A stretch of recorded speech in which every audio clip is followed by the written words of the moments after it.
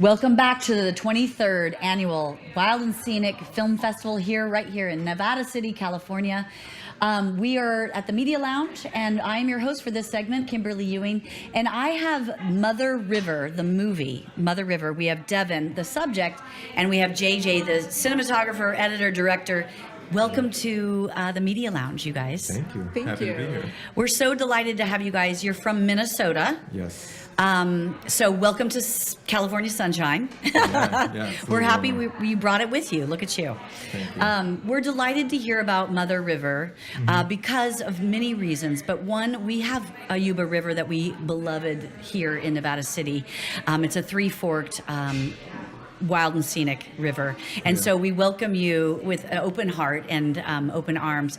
Tell us a little bit about, Devin, you're the subject. Tell us a little bit about your journey in the film Mother River. So my journey, Mother River really encapsulates the start of the trip, the middle of the trip, because I would say that the trip really started a decade ago when I started planning and I moved to the Twin Cities in pursuit to learn and get to know and have an intimate relationship with the Mississippi River. So I guess JJ and I met halfway through, did a really amazing interview that talked about my reason why. And then coupled that with some stunning images of me paddling on the Mississippi River with the wildlife and the sun and the clouds and all the things and pieces from the trip. And it's really a beautiful piece. So you're a kayaker. I am, yes. And the Mississippi River, as you said, is one of your best friends. Yeah. Tell us about, how did you film? You know, I'm always fascinated by the cinematographers of documentaries because you have to film quality, but you're kind of moving along with the adventure. Tell us a little bit, JJ, about your adventure in that regard. Yeah, I mean, it was very much run and gun.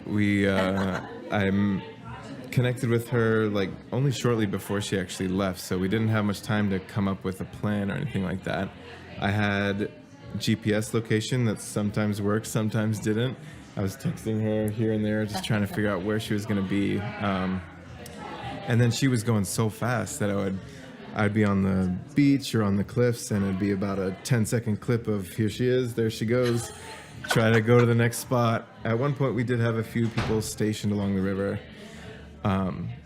It kind of worked out when she was able to come back a little bit earlier. We were able to organize a more produced shoot where we went out on the river. We had some boats. We could get up close in action. So there were some moments where I was laying on my chest on the boat with the camera right above the water, just like right next to her.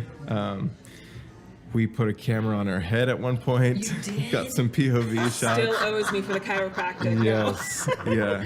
You're like, this action shot up No, here. I was like, this is so heavy. How am I supposed to balance didn't in my know boat what was with this going on. 15-pound thing on my head? That My was head is remarkable. already big. It was a lot, but it was great. I love it. And how long did this last?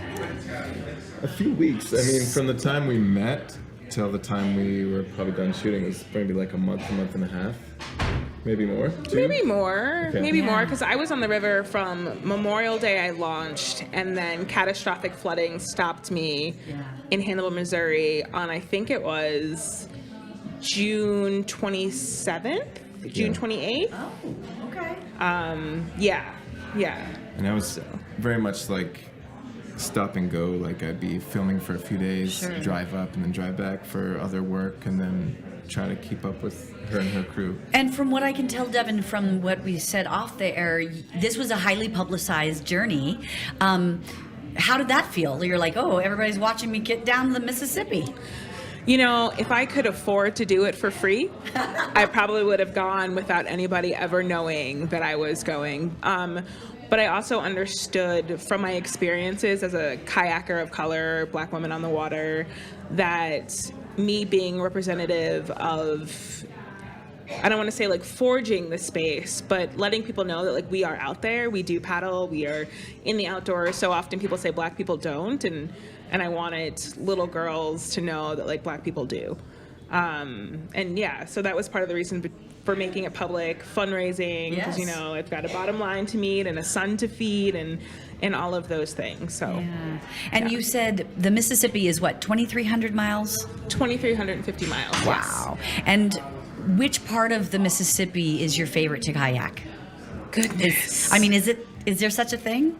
I mean, like, I've got my home stretch, which is from the Coon Rapids Dam down to St. Anthony Falls. It's like a mile away from my house, so it's really easy to put in. I know it very well. So that's like my backyard. Itasca is just... Itasca. It's just wild and beautiful, and eagles and herons and wild grass that's moving that you don't know if you're hallucinating or if it's really happening. And there's a place on the river that goes directly due north, so the current is coming down at you while you're paddling against and it's an incredible. And then there's the driftless. Like, there are so many just beautiful pockets on the Mississippi River that I wish that everyone could experience. And it's truly a wild and scenic, like you said, river. Were there any surprising or strange things that happened while kayaking or while filming? I mean, on the filming side of things, not like super strange. I'd say you probably experienced more unique stories being on the river yourself. I went home to my bed at night. She didn't. I mean, that was the thing, is you were kayaking on the river and you were part of the river for a month. I was part of the river for a month. And so I think any adventure comes with risk. And people are like, the Mississippi River is so dangerous. And I'm like, crossing the street, you're more likely to get hit by a bus than I am to like perish on the Mississippi River. But what I didn't acknowledge before I embarked on the journey was that my nervous system, like, that I would literally be fighting for my life at every single turn. Like, there are moments of joy, happiness, all of the emotions, but at the end of the day, like, when you're on that river, like, you are fighting for your life. And it rained for like my first 3 weeks while I was out there. What about the river crossing or the lake crossing? Oh, that first time I died? Yeah. Got it. Hello, first time. So the first time I died was day 4 of my trip. Oh. I was coming across my second open water crossing on Lake Cass. Lake Cass, beautiful lake. It's one of the only lakes in the entire world that has an island with another lake on the inside. And the fact that I was paddling in rain meant that weather was really uncertain. So Star Island in the middle of Lake Cass is probably about 60% of the way through. It's really windy. I'm paddling. I'm tacking to deal with the way the wind is changing. And I stop at Star Island to use the bathroom. Some people can pee in their boats, and I'm just not one of them. So I stop on this island. I call home to check in. I'm looking at the weather. It's sunny, and I'm like, ooh, this is probably the calm before the storm. But the fishermen are still out on this lake, so I'm probably okay. So I get back in my boat, put on my spray skirt, and I start paddling. And so about 40% away across the river, and then all of a sudden, it just goes black and white. And the waves, the wind is just hitting and zooting me in my boat. I can't paddle. I can't really do anything except for pray. And I always say, like, Who Framed Roger Rabbit? You know, when, like, the weasels are laughing and you can see their souls come out of their body?